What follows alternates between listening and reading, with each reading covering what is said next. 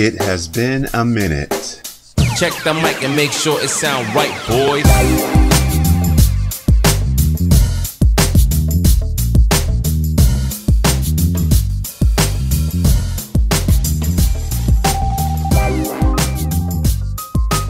How played out is that expression? Seriously, like over the last year or so, that is really played out. Hey, it's me, the Pop Culture Fiend. I am back with a new audio blog on the streaming wars. It's been, since July of last year, July 2021, when I last gave you guys the update in a 3-part audio blog on the streaming wars.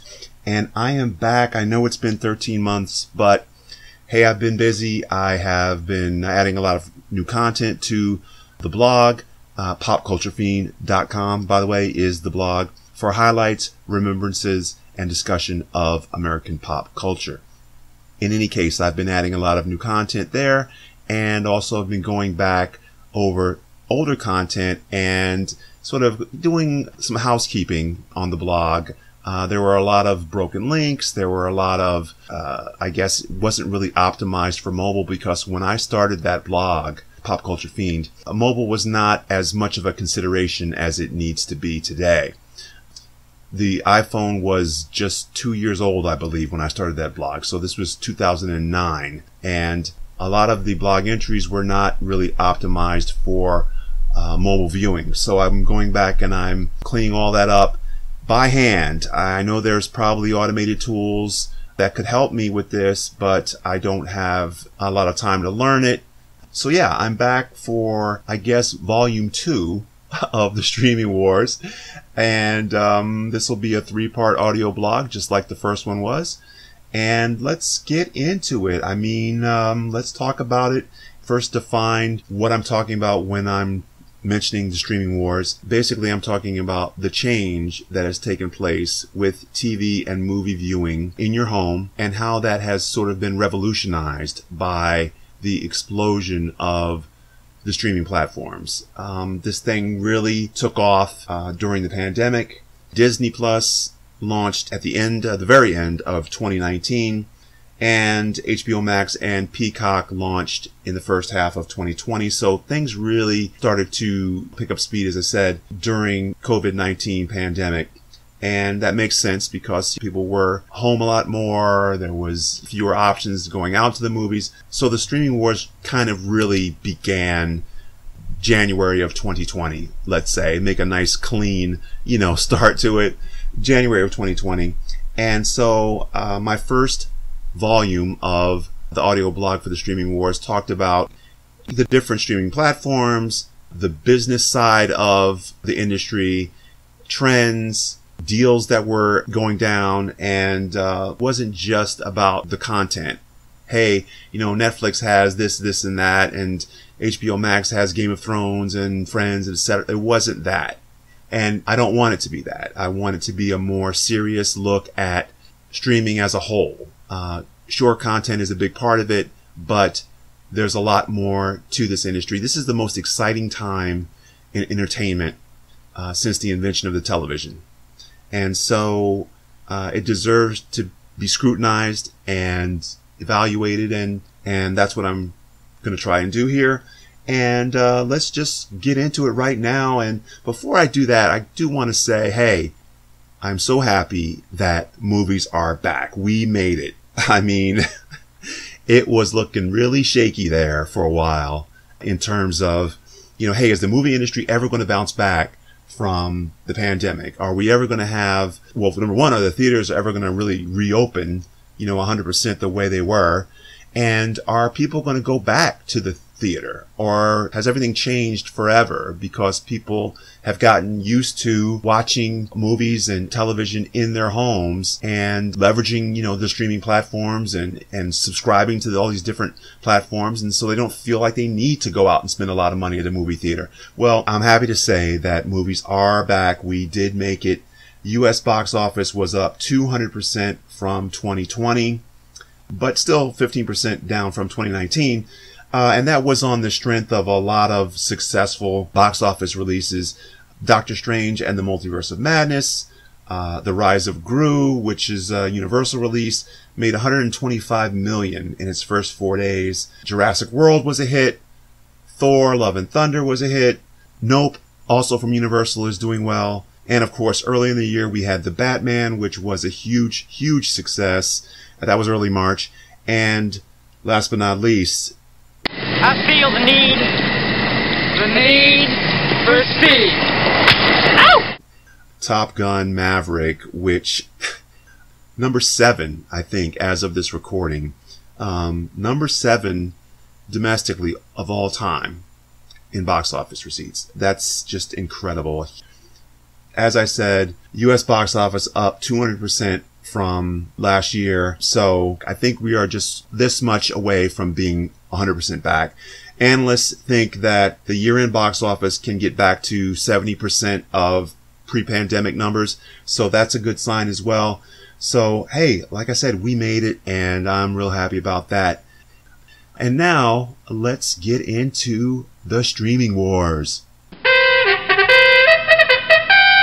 Okay, so where should we start? Well, let's start with Apple Plus. Let's talk about, and I'm really going to cover new developments since I last spoke about all this, which again was in July of 2021. So just to catch you up on Apple Plus. Well, first of all, I'll talk about the subscription price. Apple Plus, or actually it's Apple TV Plus, I believe, but I just call it Apple Plus. So you know what I mean. Apple Plus has a subscription price of $4.99 a month. And that service looks pretty cheap when you compare it to Netflix and some of the other streamers. But get this, there's a reason for it.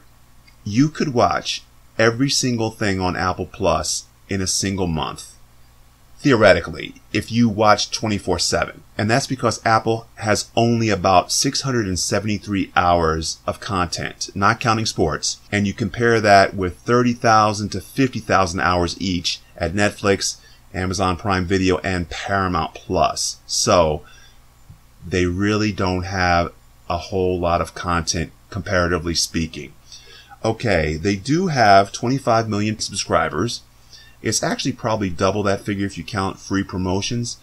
That's how I got my Apple Plus. I bought a new iPhone and I got Apple Plus for a year, which was great.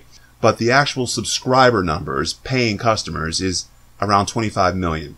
And that's a worldwide figure. So most of the figures that I'll be talking about are going to be domestic figures, but I will call out if I am mentioning a worldwide figure. So 25 million subscribers. This is as of August 2022 when I'm recording this. And if you go back and you look at July of 2021, 13 months ago, they were at about 20 million subscribers. So that's only 5 million additional subscribers over the past 13 months. Not tremendous growth there. Remember those figures because I'm going to give you some similar statistics for some of the other streamers, and so you can compare and see, who's really growing and adding subs. Apple so far has really been reticent to provide a lot of financial details about their streamer. They're not very forthcoming really about their financial performance, their content spending, and that really makes it a little harder to really evaluate them and how they're doing. But let's get into it a little bit and get under the covers a little bit more. The fact that Apple Plus is holding their cards so close to the vest, when it comes to financial details, it brings up an interesting point, something that I want to get out of the way early here. There's still way too much self-reporting among the streaming services. And when they do report, there's too many caveats to their various streamers' numbers. So, for instance, HBO Max will give you subscriber numbers, but those are combined subscribers for HBO and HBO Max. They don't like to break it out and say, HBO Max has this many subscribers. They'll give you a number that combines their cable subscribers for HBO with their HBO Max subscriber.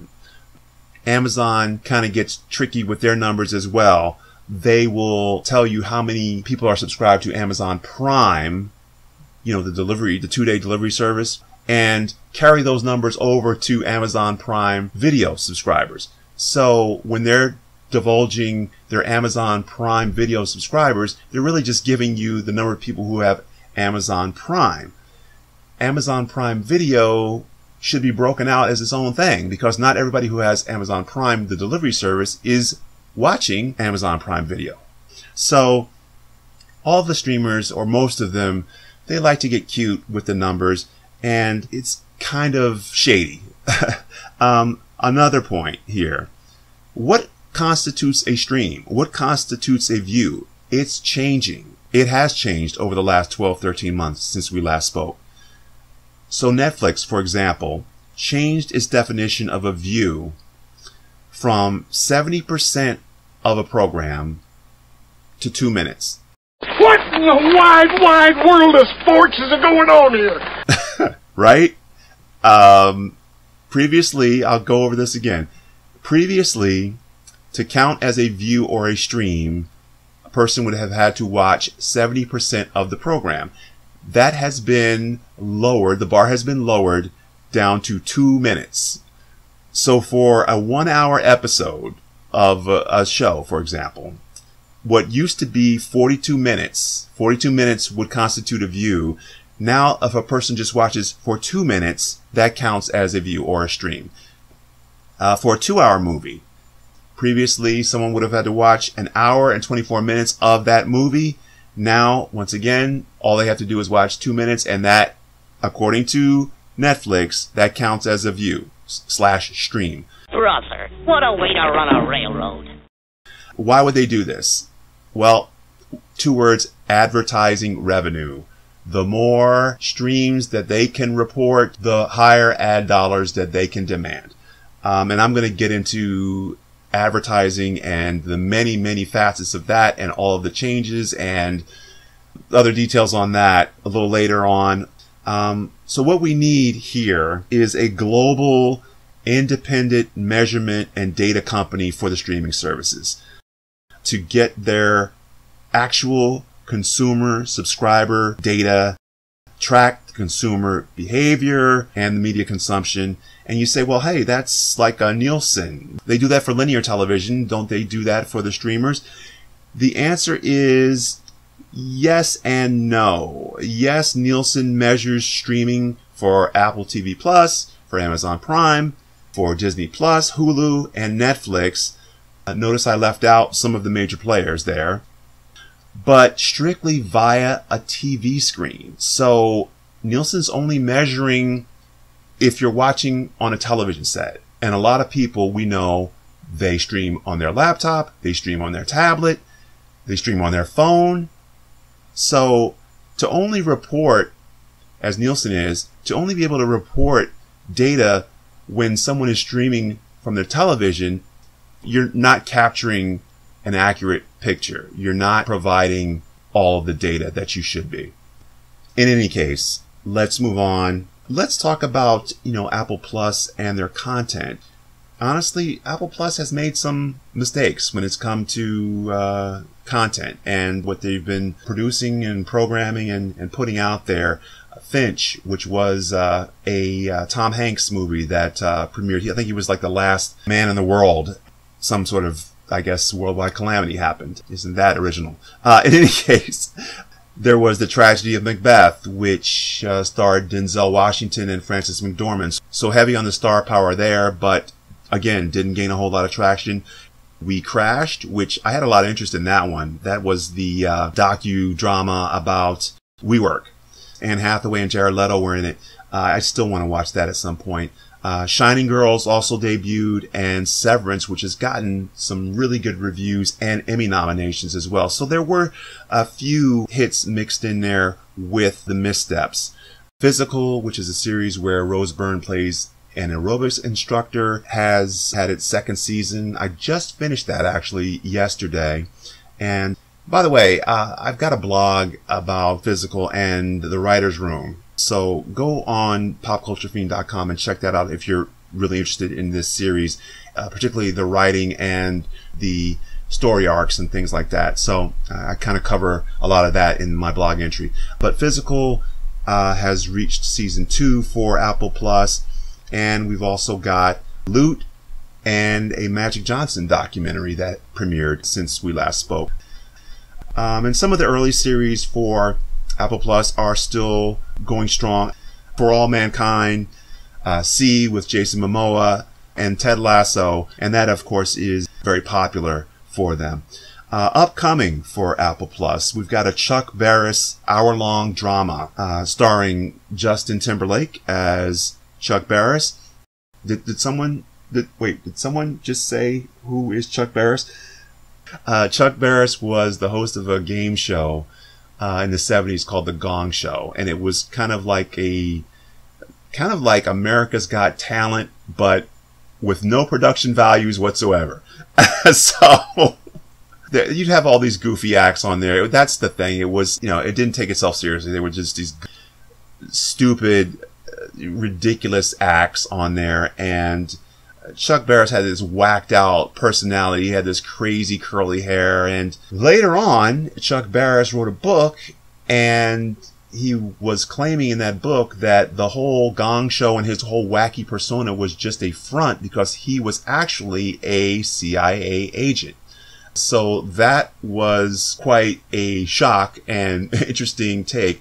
That was actually it might have been a biography and not an autobiography, but this book was called Confessions of a Dangerous Mind, and it got made into a movie starring Sam Rockwell, and now they're kind of taking that whole concept and they're bringing it into a series form. So Apple Plus will be debuting that.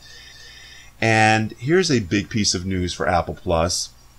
They are the front runners currently for Sunday Ticket. And Sunday Ticket, for those who don't know, is a subscription service that lets you watch out-of-market football games. Basically, you sign up for a Sunday Ticket, you can watch any game, anywhere, any Sunday for the entire season.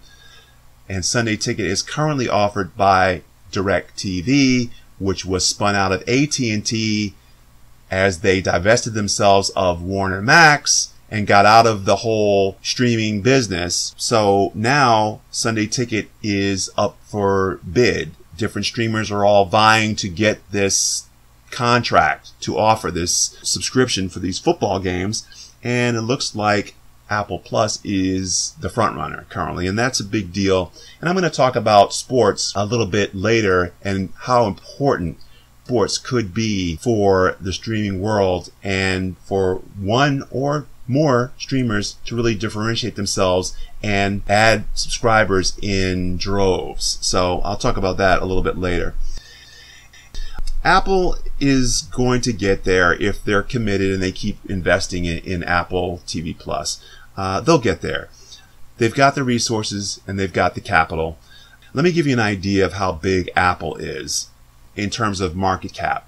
And market cap is usually the measurement that we look at when we want to say, well, how big or profitable is a company?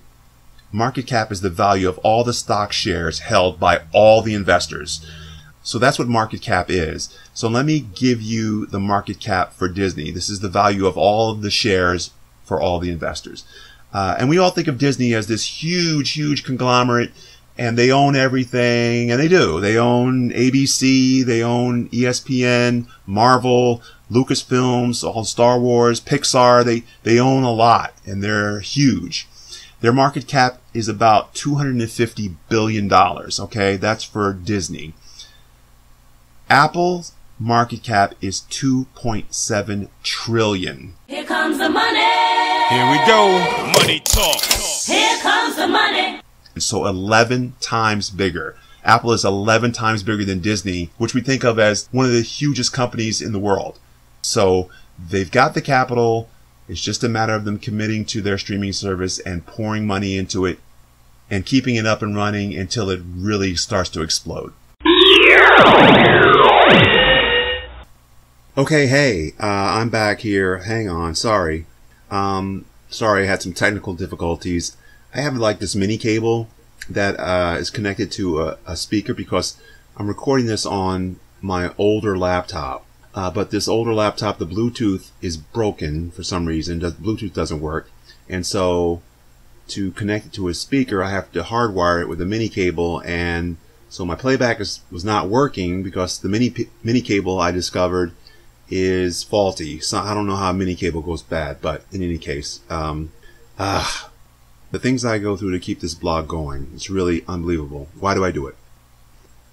It's for the thousands and thousands of dollars that I'm making by doing this. Welcome to Fantasy Island. Okay, anyway. Let's move on and talk about Netflix now.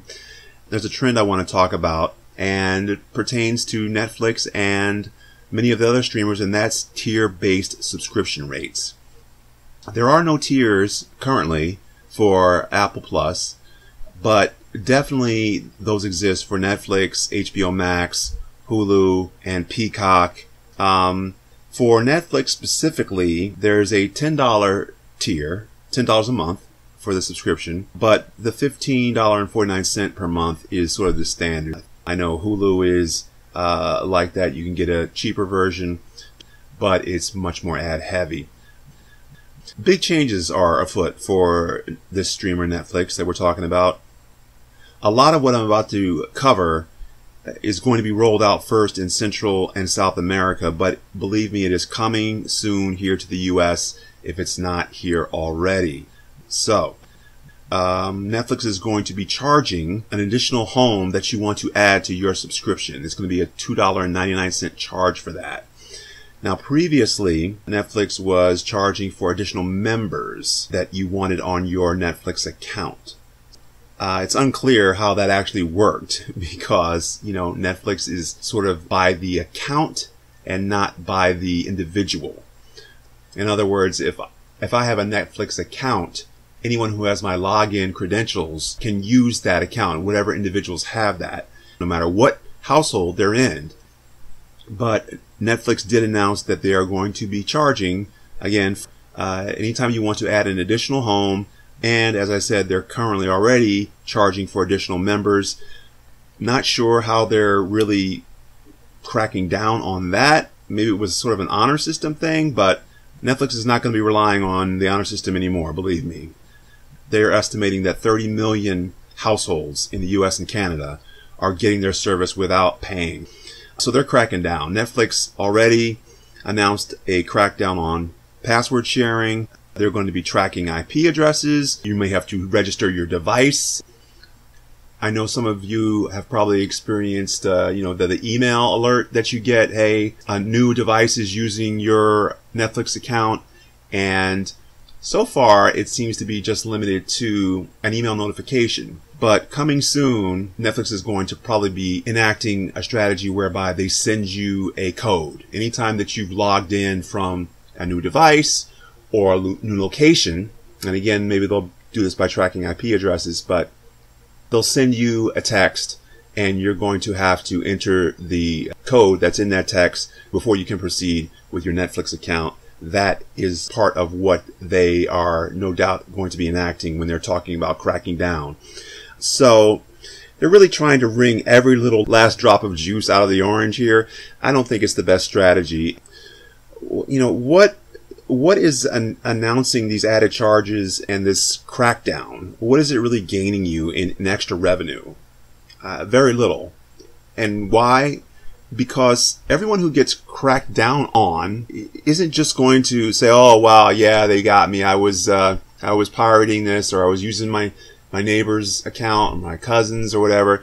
Okay, I guess I'll just sign up now. That's not going to happen in droves. Those people are just going to drop out, and maybe they'll just go borrow someone else's password or something. But it's not like Netflix can expect every time that they catch someone using a shared account, that automatically means more revenue for them, because again, these people are not just going to automatically say, oh, they got me, I'm going to start paying now. Back to Netflix. They have 225 million subscribers worldwide. That's a lot. And those subscribers are spread across 190 countries. That's a very, very large footprint. That is the biggest footprint of any of the streamers, and they are going to be launching an ad-supported tier to their service, and they're partnering with Microsoft on this, and not sure what Microsoft is going to be engineering or bringing to the table here, but it was big news that they are going to be partnering with Microsoft on their ad-supported tier.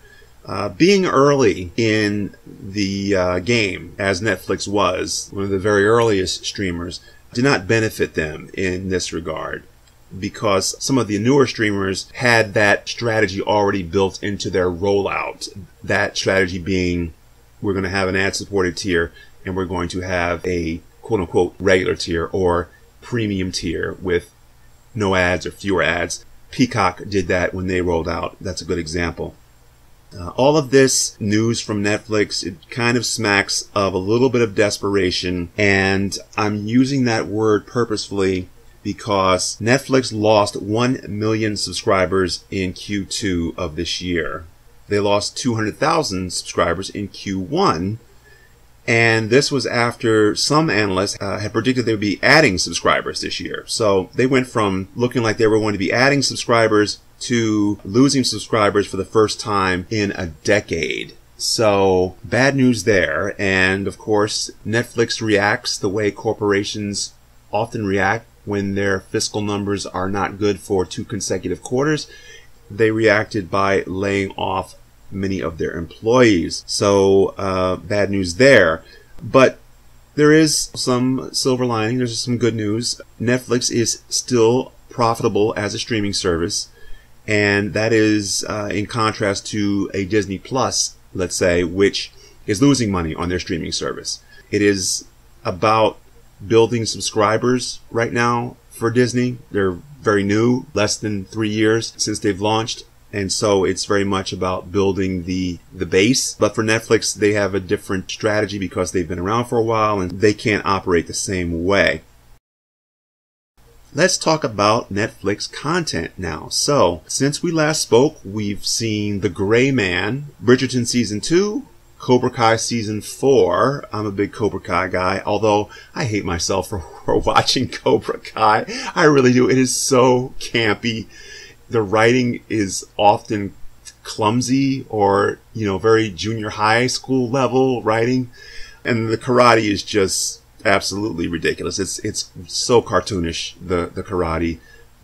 But nevertheless, the show is entertaining for other reasons. And if you grew up in the 80s, you feel obligated to watch it. But man, I hate myself for watching Cobra Kai. And I'm sitting here waiting for season 5, which is starting in a few weeks. So anyway, Stranger Things also debuted since we last talked last summer.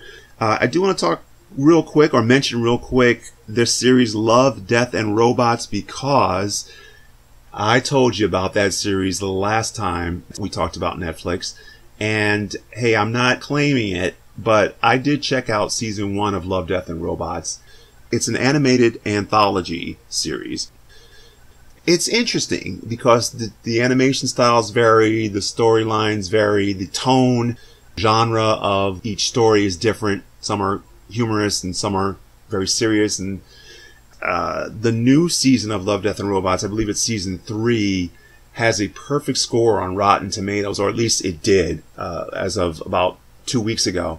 I was taking a look, doing some research for this show, and yeah, perfect score. So check out Love, Death, and Robots, and remember that I told you about it before anyone. Netflix always has new content coming down the pipeline with big stars and high production values. Netflix also has a very, very deep library of what I'll call filler content. A lot of cheapo, straight to streaming or straight to DVD movies. A lot of Hindi films, close to 500 last time I checked. So just tons and tons of content. Kind of something for everyone on Netflix. It's kind of like the golden corral of the streamers. You're going to find something that you like amidst this giant buffet of content. Disney Plus. Yes, the Mouse House. The Mouse House. That's cute. The first thing I want to talk about with Disney Plus is the Scarlett Johansson lawsuit. When last we left, and this was in the summer of 2021, Scarlett Johansson was suing Marvel and the parent company Disney because she argued that Disney moved her movie Black Widow from theaters where it was supposed to be released exclusively to the streamer Disney Plus. So what happened was Black Widow was set to premiere in theaters. The pandemic hits. Disney Plus reassesses its strategy and decides to release Black Widow on Disney Plus under the banner of Marvel Premier Access. And Marvel Premier Access, if you remember, was a little bit different. You had to pay extra. I think it was something like $30 for Premier Access. Jungle Cruise with Dwayne Johnson was also moved to debut on Marvel Premier Access.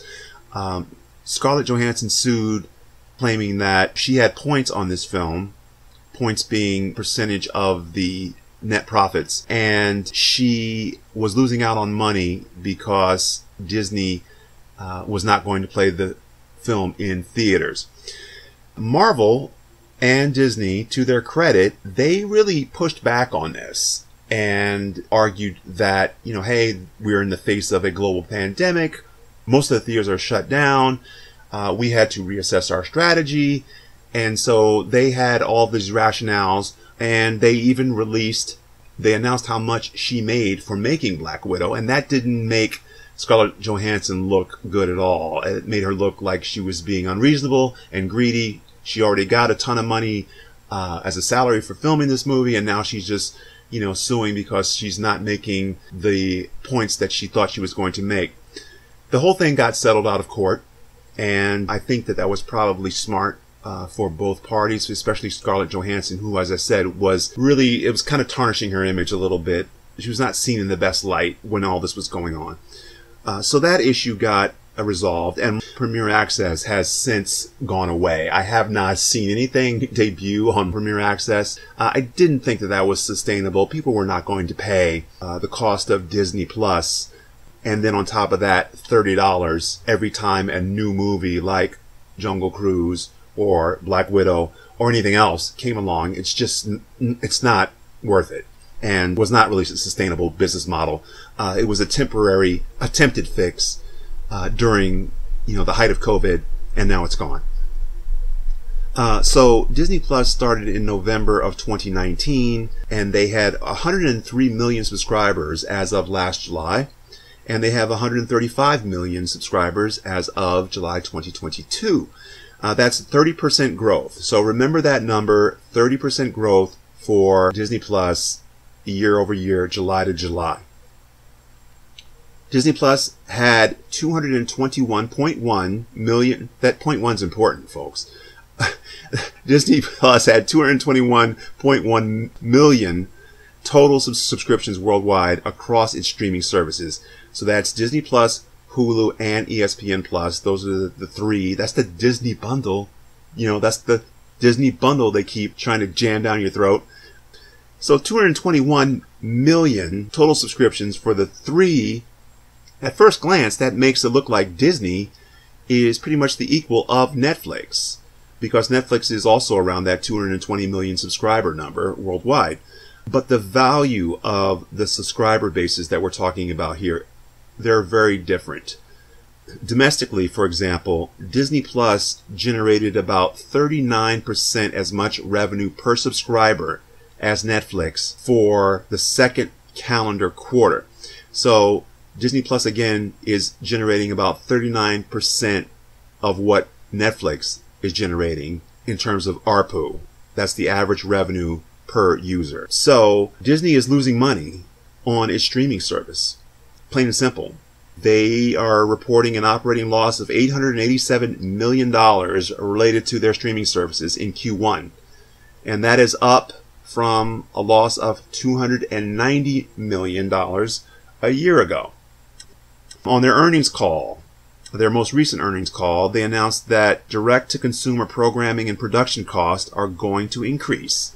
So basically, what it costs them to produce and distribute their new content is going to increase more than $900 million. And the reason they're giving is that they're quoting higher original content expense at Disney Plus and Hulu, and also increased sports rights costs. So those are the reasons they're saying that their production costs are going to go up more than $900 million. Man, that's a big number. It's expensive, I guess, to pay Jeremy Renner and Ewan McGregor and all that CGI that they use for all those Marvel shows. All that stuff's expensive, folks.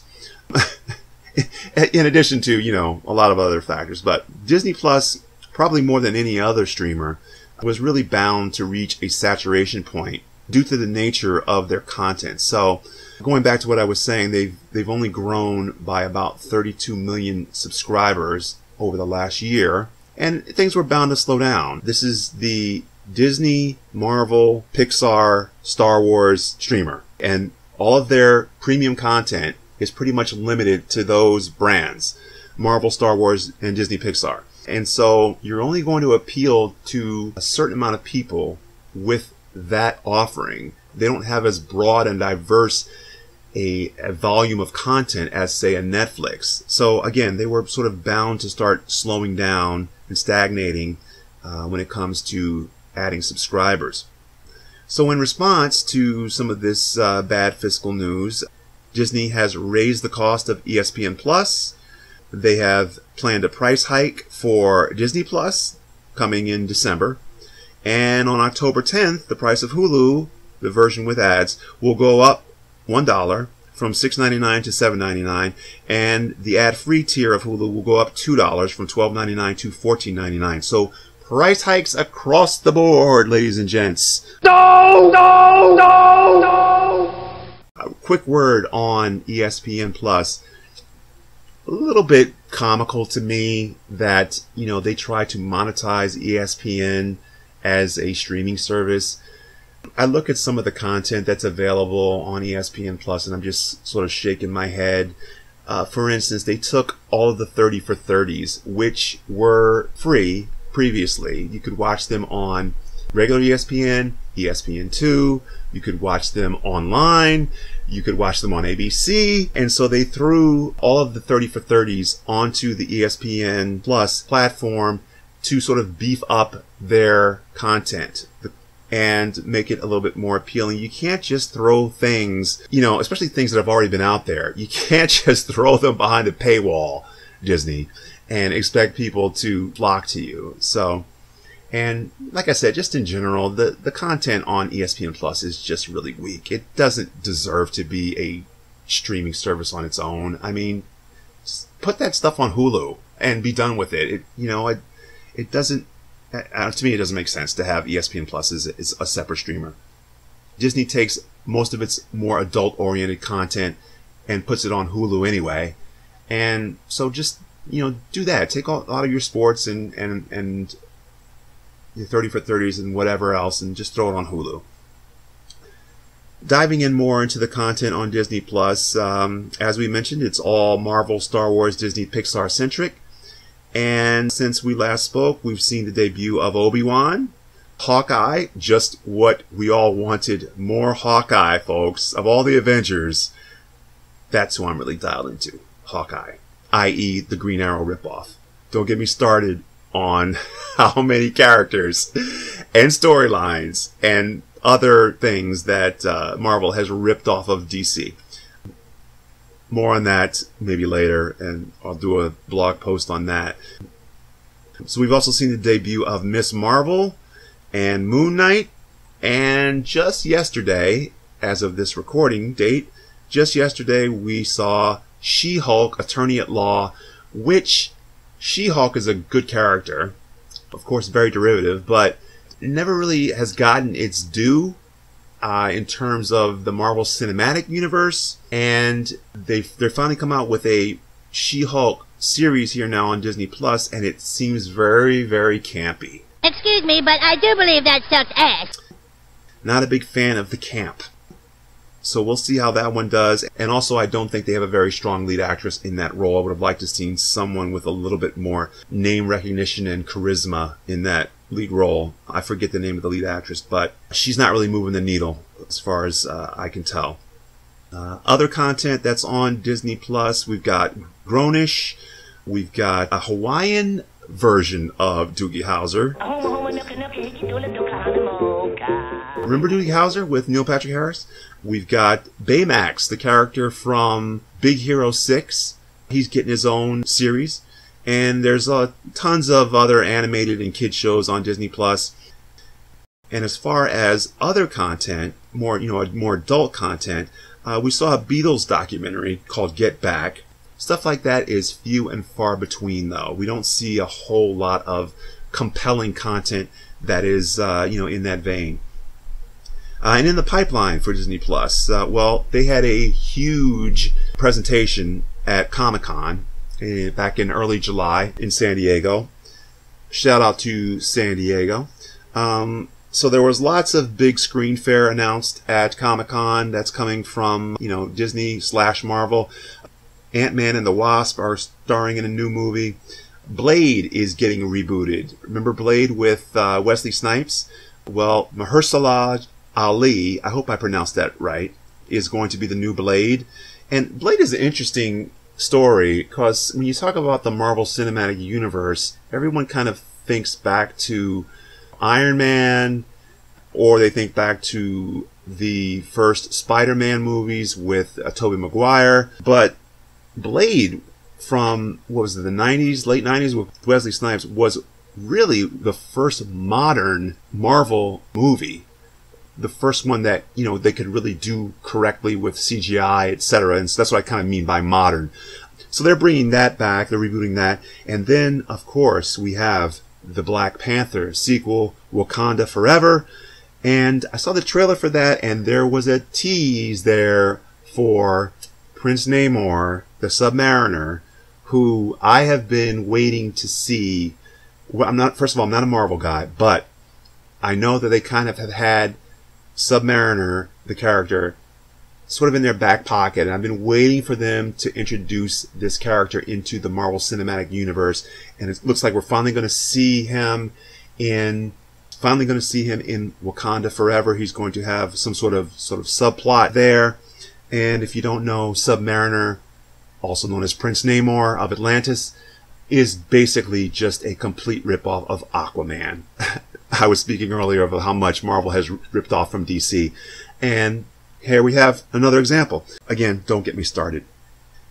As far as the Disney Plus streaming service and what's going to be coming to television, because I kind of just covered the movie fair there, what's going to be coming to Disney Plus, we have Secret Invasion, which is starring Colby Smulders and Samuel Jackson, and they are going to be reprising their roles as S.H.I.E.L.D. agents. And there were some Easter eggs, or there were some post-credit sequences in some recent Marvel movies. I can't remember exactly which ones, where they were teasing this series. Again, it's called Secret Invasion. I Am Groot. Groot is getting his own show. That ought to be fun. And I talked about She-Hulk. And then Spider-Man Freshman Year, which is going to be an animated series. That's not going to debut until 2024. We've got Daredevil Born Again, which is also coming to Disney Plus. Daredevil Born Again kind of, as a series, kind of makes no sense because Netflix has the Daredevil series, which has been running for a while. And in season 3 of Daredevil on Netflix, they did the Daredevil Born Again storyline. So this is a storyline taken directly from the comic, the Daredevil comics. And they played that out in season 3 of Daredevil on Netflix. So to just have Daredevil Born Again as a standalone, or as a jumping off point for a Disney Plus Daredevil series makes no sense because, well, you kind of have to know the storyline of Daredevil Born Again, but it doesn't make any sense to have someone born again if they haven't already been through something or have had a major shakeup or transition or upheaval in their life. I mean, you get it. Just kind of bugs me a little bit when I heard about that.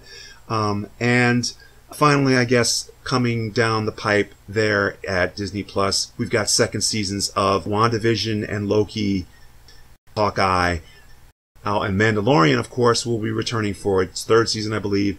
And that is what we can look forward to with Disney Plus. So I'm going to sign off now. It's been a long read. It's been a long show. And I'm going to come back with part 2 of the Streaming Wars Volume 2. So check it out. In the meantime, this is the Pop Culture Fiend. You can check out my blog. It's popculturefiend.com. I'm on Twitter @PopCultureFiend, and my YouTube channel is The Pop Culture Fiend. Be sure to come back and listen to part 2 of the Streaming Wars.